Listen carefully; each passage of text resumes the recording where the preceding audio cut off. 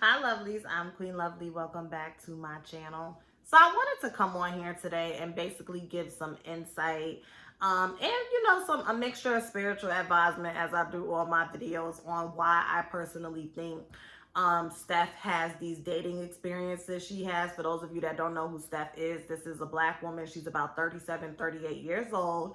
She went viral maybe 7 months or maybe a year, but I feel like it hasn't been a year. So let's say about 7 to 8 months ago. And she had this video that has like maybe over 700,000 views now. I think she put the video on private now, but basically it was called I Don't Have Pretty Privilege. And she spoke about like a lot of isolated experiences that allowed her to subconsciously plant this seed that she's unattractive, she's not worthy of the dudes that she would like to date. She doesn't have any children. She really wanted to be a mom, and unfortunately, when she did have the opportunity to have that experience, she had a miscarriage.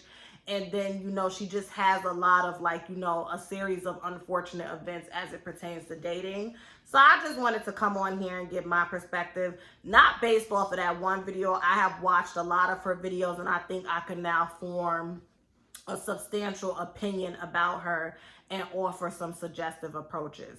So one thing that really stands out to me is, Steph comes from a two-parent household. She is a black woman. She is of a darker shade. She does have visible Afrocentric, features such as big lips, her nose.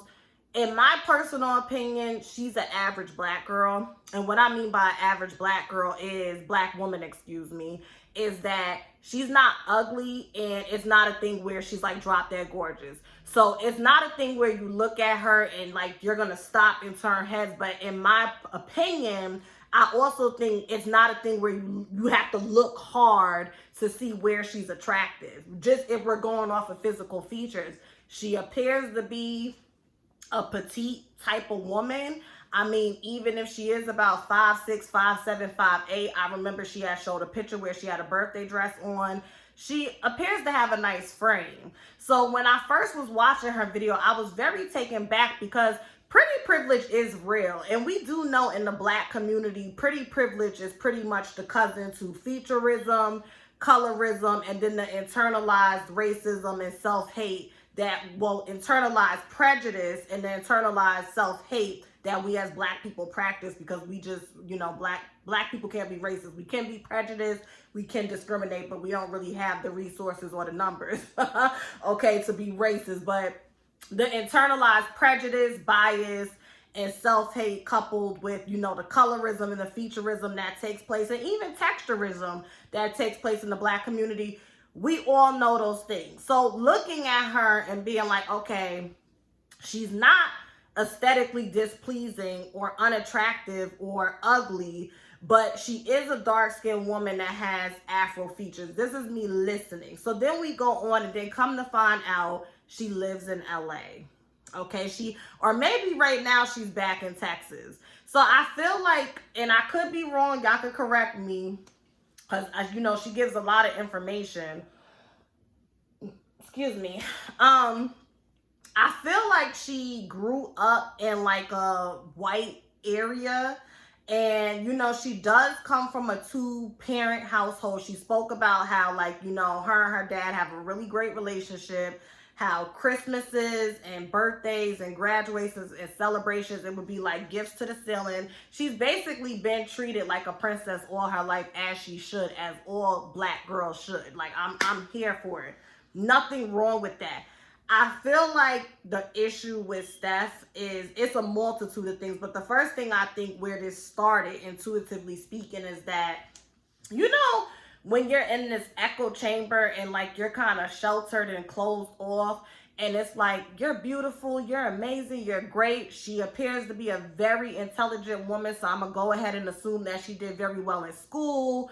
I don't know if she did activities or she was part of clubs, but she seems like a all-out type of person. And even if that's who she is today, and that wasn't who she was as a young girl, as a teenager, I feel like what happened with Steph is she went out into the world and seen, oh wow, society as a collective does not treat black women like this. society as a collective does not treat dark-skinned black women who have Afro features like me the way that my mom and dad treats me. And I feel like that really was a blow to her ego. And furthering that, what's the word that I'm looking for? Furthering that, I guess you could say, educated guess. I feel like another thing where that was the joke, but I feel like the twist of the night for her was seeing white women and women with Eurocentric features get treated the way that she got treated at home, in society, in social spaces, at work, at professional spaces, and academic spaces. And really just feeling like, have I been lied to? Like, okay, yeah, at home, I was told that I'm pretty, I'm beautiful, I'm smart, I'm being spoiled, my dad is taking care, he's providing, but is that something that only happens at home? Because now that I'm out in society, I'm not getting that same attention. And when I look to the women who get that attention, they're white women, or they're women who have Eurocentric features, or they can be deemed as racially ambiguous. So they could be biracial, or they could be 75% black, but maybe their phenotype tells another story, or whatever the case may be. And I feel like when that happened to her, and this is just based off of what I've been able to gather, like I said, my educated, intuitive guess that I've been able to gather from watching a plethora of her videos, I feel like she subconsciously planted a seed in herself where she's been chasing white acceptance and white validation. I feel like it's the validation and acceptance that she looks for from the male gaze. She's using a barometer of whiteness, and that's why at the age of almost 38, because she says she's a Pisces, so she's 37, she'll be 38, in a matter of 5 months or so. I think that's where the clash is. That's where the clash is for her. And I say this because, and this is where feathers is going to be ruffled, and this is not only exclusive to her. Now, this is a general thing, and I was having a conversation with my homegirl about this, and she's black too. I get really annoyed when she puts that wig on, that long wig, like a body wave. I get annoyed when black women do that in general, because that don't even look like that can grow from your scalp. You know how Niecy Nash is always wearing those thick wigs and weaves where it looks like she just went and took like a brush and a blow dryer and she just blew her natural hair out, and it's full. Like, even when it's straight, it's still full and you can see the blackness. And yes, we know to be black is not a monolith. You have people that have black ancestry, or they're predominantly black, and our hair comes in different textures. But don't play dumb, and don't get in my comments and gaslight because these bullets is hitting you. Just listen and be receptive, and maybe you can learn something. And if it doesn't resonate, that's fine. It's not for you. Say what you gotta say. Keep it respectful. But let's just be honest, and let's rip this Band-Aid off. I think there's something to be said if you are a black woman who's always wearing weaves, wigs, whatever the case may be. And I get the concept of protective styles, but even within wearing those wigs and weaves, the texture never matches your actual hair. I think there is something to be said about that, because it does come across like you don't like your hair. And yes, there are exceptions to the rule. There are exceptions to the rule. Like me and my homegirl Monica was talking. She was saying there's this YouTuber who's all about natural hair and whatnot, and she has like beautiful, long, kinky, curly natural hair, but she wears it straight most of the time. And she said one time she went into the comment section, and she wasn't rude, but she just wanted to inquire about that. And the YouTuber was like, listen, I feel like straight hair falls better on my face. And I said, you know what? I can relate to that, because that's why I wear curly hair. I think big hair looks better on me along with braids. I've worn weaves before, if y'all remember, and they always look nice for the first week or two, but I'm not a hair girl. So when the closure starts lifting, I look stupid. So I've learned to find my beauty and find my niche within my financial constraints and within my creative constraints when it comes to my hair. I can manage edges and braids and have some hair at the back. And I also love to wear crochet hair because it's like, you know what? Clearly, y'all know this is not my hair, but it don't look too far off. So I feel like Steph has to be honest with herself, and maybe she is. And see, this is the catch-22 to when you make your channel, because I feel like with her YouTube channel, it's like, clearly, she doesn't have to do anything but stay black and die. Everything is a choice. So she ain't got to do shit, right? But when you do bring yourself to a public forum, and as a dark-skinned black woman, you have a video go viral about how you don't have pretty privilege.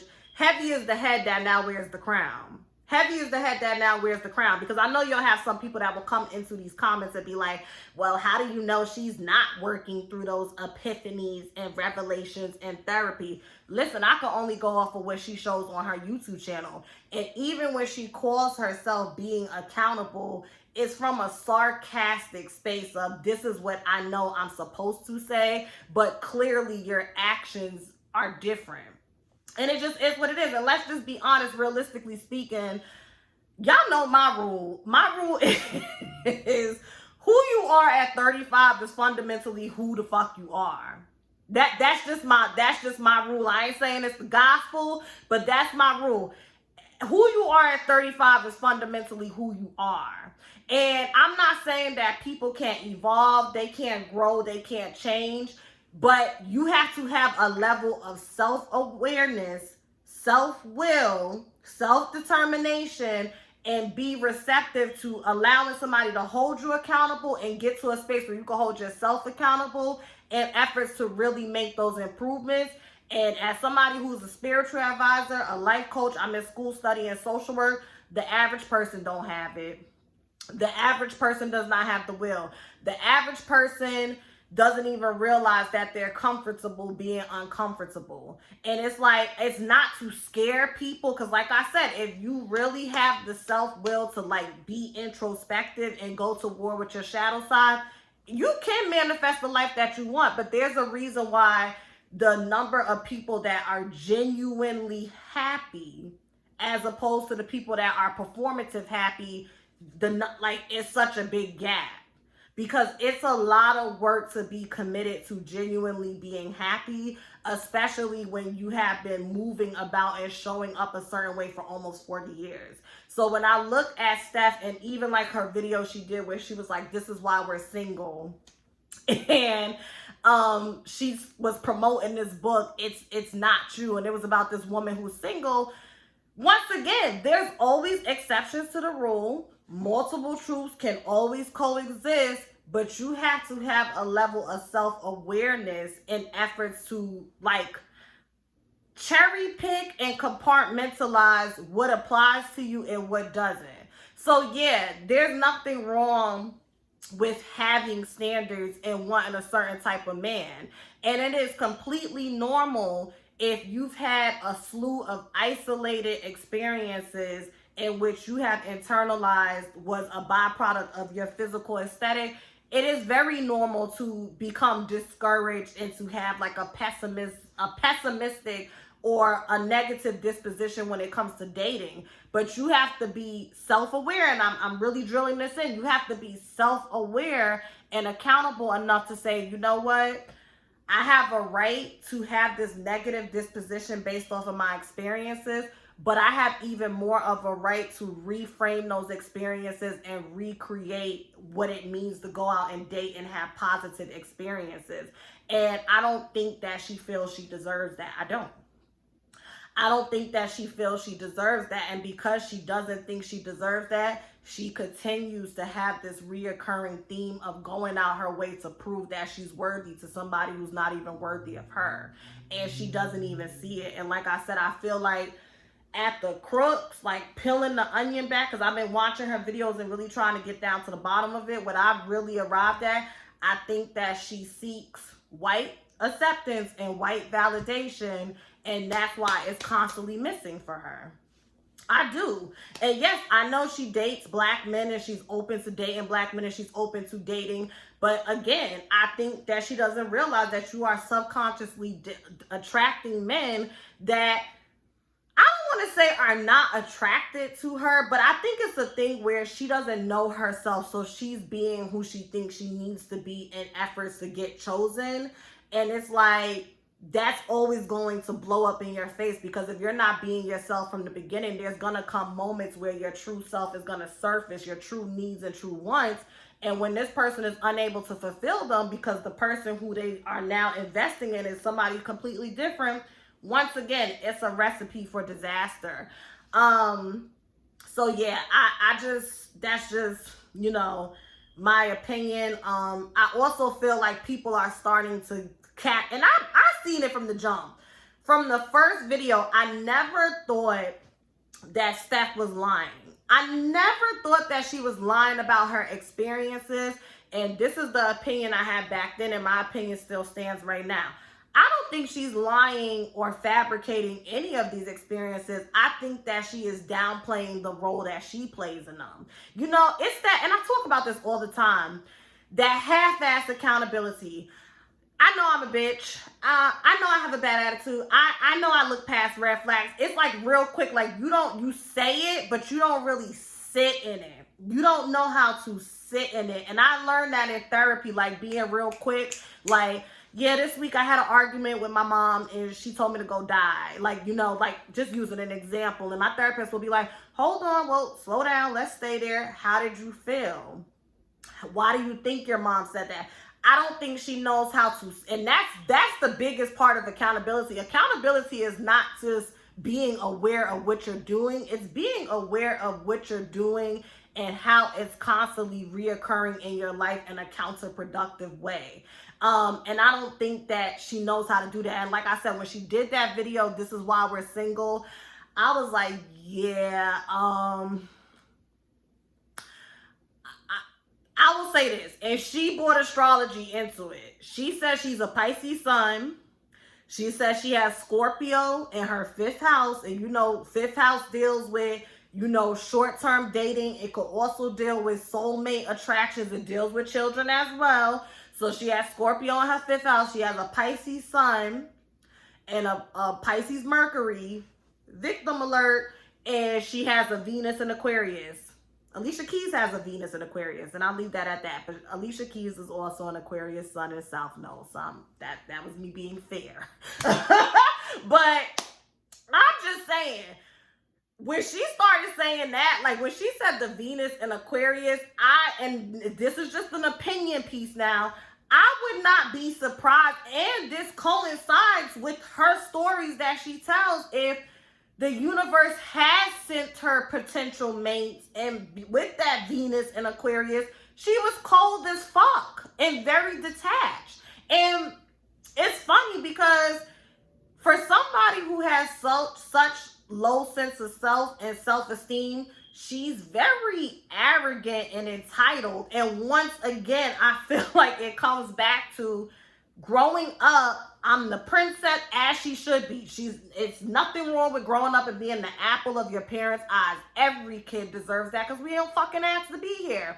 But I feel like she grew up in a space where it's like, I'm the apple of my dad's eye. I'm spoiled. I get this, I get that. So when I go out into the world, like she gives me one of those people where it's like, and she's Christian too, where it's like, if I walk the straight and narrow and go to school and get my degree and wait until I'm married to have kids and do this and do that, life should just pan this way.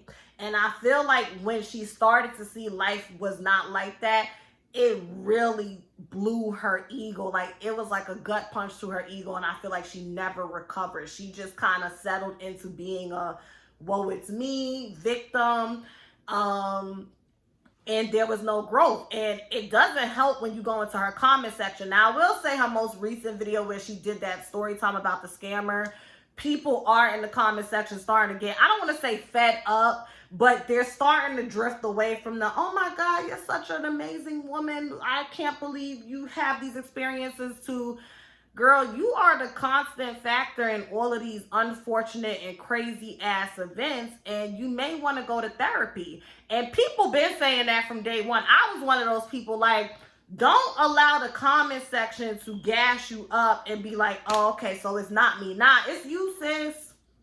It's you. It's you. And I like, even when I found out she was living in LA and like she left LA and then moved back. Who the fuck told you to move back to LA? I really think she just needs to come up here north. She really does. Like, girl, you come hang out with me. I told, like, did I, because I this is like my third time trying to record this video, but I had an instance just the other day, walking across campus and, you know, seeing a little cutie and whatnot. We, you know, we had a little moment. She's not ugly. She's not ugly. I think Steph needs to learn herself, who she is as a woman, as a black woman, outside of the external, what's that word? Influences and factors and people. I feel like all her life, she's kind of indirectly or directly been told who she should be and how she should be. And she went out, like, she just has this thing of like, well, I'm smart and I'm this and I'm that, so you should. And sometimes when you walk around with that attitude and this on a polarity of entitlement as opposed to a polarity of self-empowerment, it can fuck you. And I think that's what it is. Like, even when she went to get her laptop or something fixed and she told some dude like, oh, I'm going to leave you here with all of your incompetence. And she does say that she said that because he was being rude first. But I'm going to be honest, I don't believe her. I don't. She said she brought her birth chart up. You said you're a Pisces sun and you're a Pisces Mercury. I don't believe you. I'm sorry. I don't believe you. I think that she's naturally sarcastic. She could be a little bitchy and a little rude. Shit, I'm a Sagittarius. I could be sarcastic and that shit could come off as being bitchiness and rude. And I feel like she lacks self-awareness. And she does the gloss over. Like, yeah, I know I'm this and I know I'm that and I know I'm this. But you don't sit in it long enough to modify that behavior. I want to wrap this up.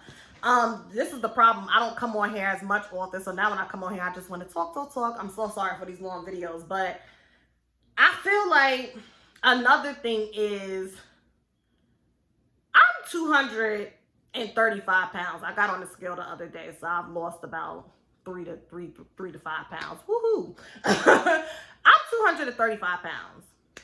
And I did a video talking about how I've been working with the energy of Oshun. And I was working with her to manifest a man, but I also started really working with her for self-love and self-acceptance. And I did a video about that.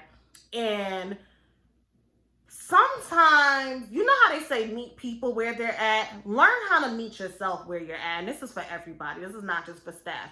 Because for me, meeting myself where I'm at and making improvements to what already exists has given me so much self-confidence, self-esteem, and self-love to the point where it does motivate me to now go and make more drastic changes when it comes to modifying how I look, such as, you know, being healthier and whatnot.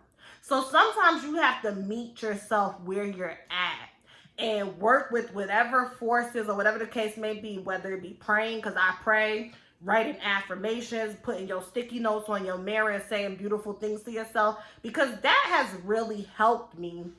And I've personally been in awe with, you know, I'll be 26 next month with the woman that I'm becoming. Like, wow, I really love myself and I really embrace myself and it feels good, as opposed to constantly nitpicking, well, I'm not this and I'm not that. And I think that's what kind of, I don't want to say turned me off, but it didn't resonate with me, because I'm like, that's just life. You know, in some cases, if me and her stand in a room, I will be deemed more attractive because I'm lighter. But in some cases, she'll be deemed more attractive because she's smaller. And that's just the honest to God truth. Like, just off of looking. Now, once people start talking to us, that's a whole different story. And I really think, and that's another thing, I'm just like, girl, you're not single because you don't have pretty privilege. You are single because you lack self-awareness and you don't hold yourself accountable. And yes, I think she has begun the process of therapy, but I don't know. I just feel like from the videos that she makes, and yes, granted, most of them are story times, to like the comments, and then even when she drops in the comments and corrects people, she got a long road ahead of her. And all jokes aside, I genuinely wish her the best. I will say this, Steph, if you come across this video, if you stay sincerely committed to your growth and you are able to navigate those uncomfortable moments where you want to shut down and shut people out because they telling you some harsh truths, if you could get past that, honey, your 40s is going to be lit, okay? They say 40s is the new 30s. Your 40s is going to be lit. And the way I see it, bitch, you ain't got no kids. You not ugly. Like I said, you seem to be on the smaller side. The world is at your fingertips. You already settled into your career. You got this YouTube. Like, I feel like a lot of great things is coming for Steph, but you gotta want to be happy. You gotta crave happiness more than victimhood. And I know that's gonna be hard for you because, like I said, you got that Pisces and that Mercury. And I wonder what her moon sign is. Let me think. She's very analytical. I could see her being a Virgo moon. Virgo moons could be very insecure, analytical, and spend a lot of time in their heads. I wonder, She says she has Scorpio in her 5th house. So that means Libra's in her 4th. I like how I'm doing her chart in front of y'all. Libra's in her 4th. Virgo's in her 3rd. What's before Virgo? Leo's in her 2nd. She's a Cancer rising, which makes sense. She does have that Cancer rising look. I don't know. Which I think her moon sign is.